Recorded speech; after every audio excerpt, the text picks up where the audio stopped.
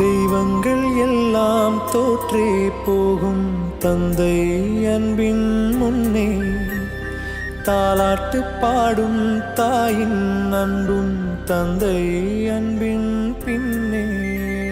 நீங்க மேடையில் இருக்கும் போதே உங்க பெர்மிஷனோட ஆதவனை மேடைக்கு வெல்கம் பண்றேன். ஆதவன் ப்ளீஸ் வாங்க மேடைக்கு.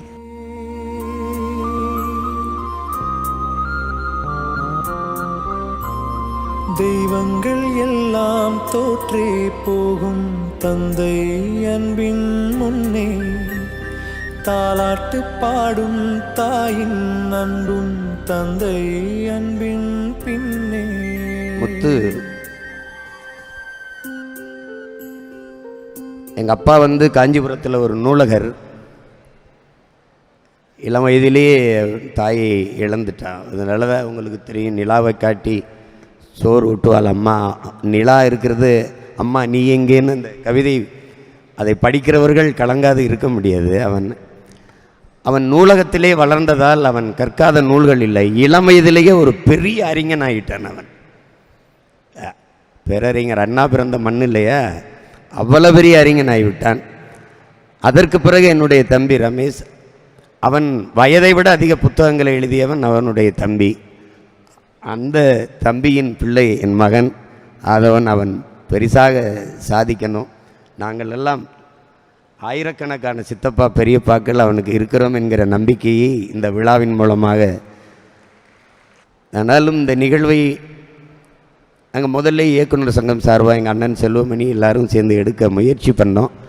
அப்போது என் தம்பி ரமேஷ் ஒத்துக்கலை.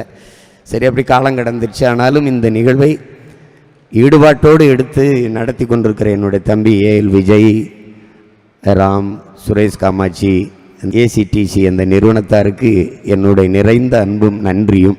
என்றென்றும் நாங்கள் உங்களை மறக்க மாட்டோம். என் தம்பியின் குடும்பம், எங்கள் குடும்பத்தின் சார்பாக உங்களுக்கு என்றென்றும் எங்களுடைய நன்றியும் அன்பையும் தெரிவித்து கொண்டிருப்போம். வணக்கம். எனக்கு எழுதின பாடல்கள் எல்லாமே பிடிக்கும். ஆனால் என் தம்பியின் எழுத்து கவிதை, அது ஒரு பாடல் மெட்டமைக்க போனாலோ எழுதினாலோ முதல்ல எனக்கு தான் அழைச்சி சொல்லுவான். அதில் இங்கே பேசிய தம்பி சிவகார்த்திகனை கூட குறிப்பிட்டாங்க. தெய்வங்கள் எல்லாம் தோற்றே போகும் அந்த பாடல்.